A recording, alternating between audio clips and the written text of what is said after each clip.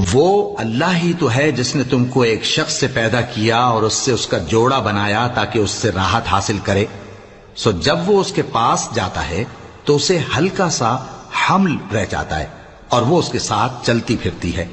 फिर जब वो बोझ महसूस करती है यानी बच्चा पेट में बड़ा होता है तो दोनों मियां बीवी अपने परवरदिगार अल्लाह से इल्तिजा करते हैं कि अगर तू हमें सही और सालिम बच्चा देगा तो हम तेरे शुक्रगुजार होंगे। फिर जब वो उनको सही और सालिम बच्चा देता है तो उस बच्चे में जो वो उनको देता है उसका शरीक मुकर्रर करते हैं। सो जो शिर्क वो करते हैं अल्लाह का रुतबा उससे बुलंद है।